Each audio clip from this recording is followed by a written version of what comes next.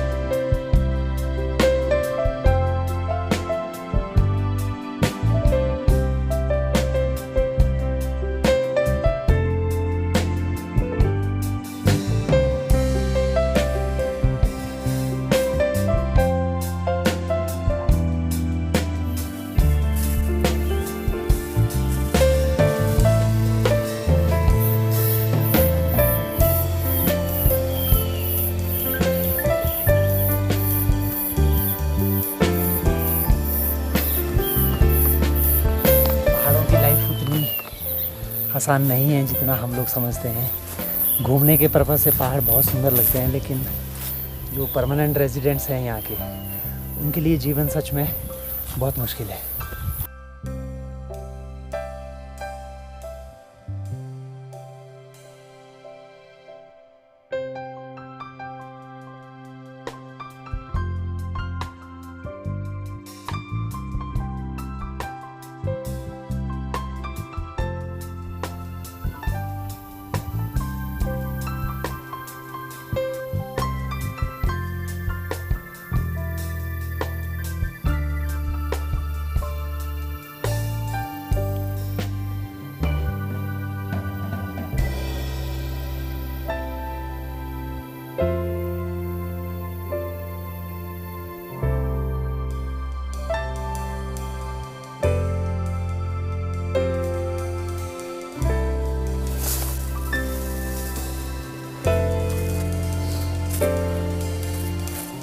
ये है इसका डेस्टिनेशन। अब ये काम आएगा गाय के खाने के।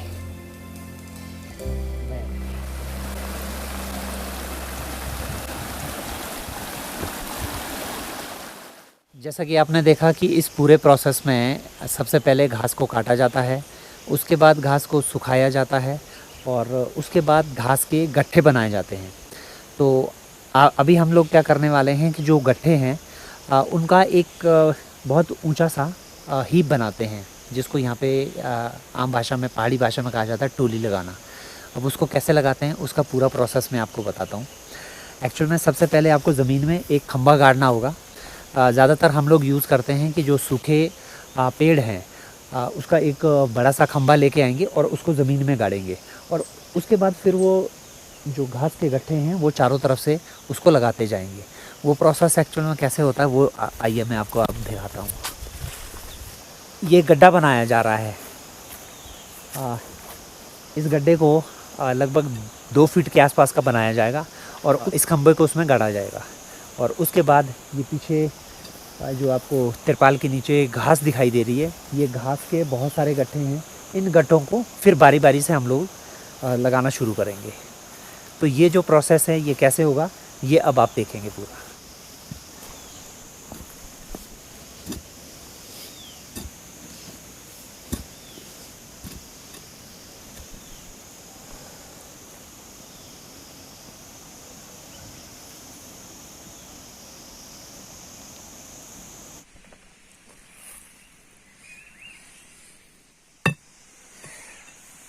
इसमें एक समस्या है।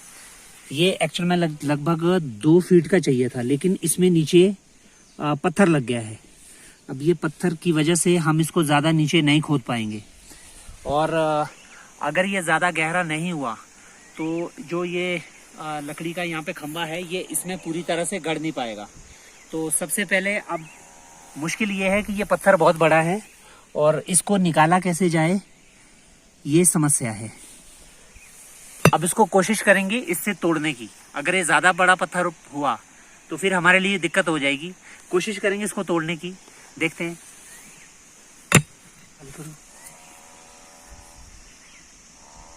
इसको चारों तरफ से ढीला करना पड़ेगा। अगर पत्थर छोटा हुआ तो अगर इसकी चारों तरफ की मिट्टी ढीली कर दी तो शायद निकल जाएगा, लेकिन अब अगर पत्थर ज़्यादा बड़ा हुआ फिर दिक्कत हो जाएगी।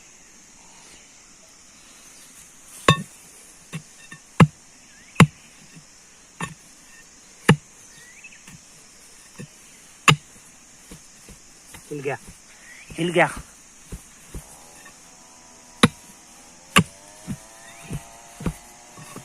हिल गया।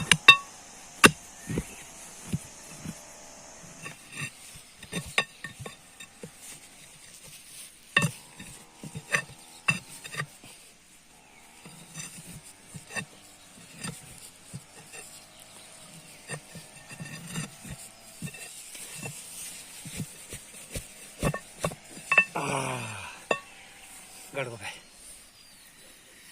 ये पत्थर निकल गया।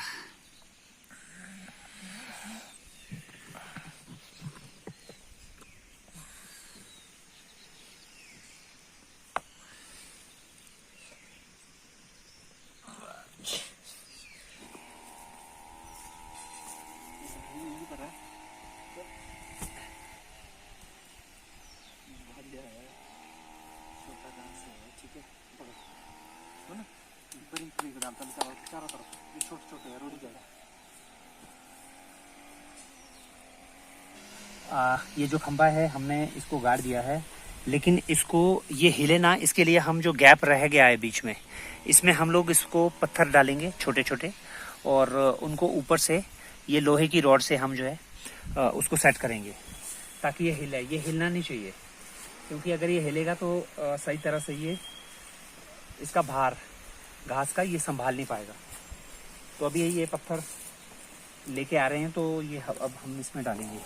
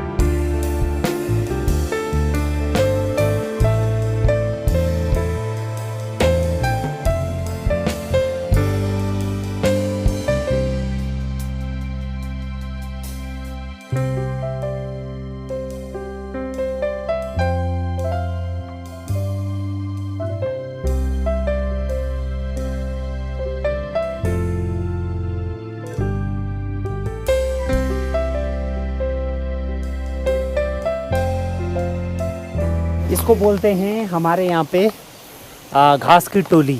तो हमारा ये घास की टोली लगाने का जो काम है वो पूरा हुआ। अब ये काम आएगा सर्दियों में, जो मवेशी हैं, गाय वगैरह हैं, उनके चारे के लिए। जब चारों तरफ कहीं पे भी हरी घास नहीं होगी और किसी तरह का घास इनफैक्ट नहीं होगा, उस टाइम पे इसमें से बारी बारी से डेली थोड़े थोड़े करके ले जाया जाएगा और गाय को दिया जाएगा। सो फ़िलहाल आज का ये स्टोर पूरा। गाइज़, आपको कैसा लगा ये वीडियो आप ज़रूर कमेंट कीजिएगा। मैंने कोशिश की आपको एक हिमाचल प्रदेश के एक आम गांव में क्या चल रहा है वो दिखाने की। ये शायद आपको शिमला, मनाली ऐसे बड़े शहरों में ना मिले कि हिमाचल के लोग क्या करते हैं। तो मैं कोशिश करूँगा आपको आगे भी वीडियोज़ में दिखाने की हिमाचल की लाइफ किस तरह की है, क्या क्या होता है पहाड़ों में, कैसी पहाड़ों की ज़िंदगी है, ये आप ज़रूर देखेंगे। इसके साथ ही ये वीडियो यहीं पे समाप्त करता हूँ। अगले वीडियो तक के लिए बाय बाय।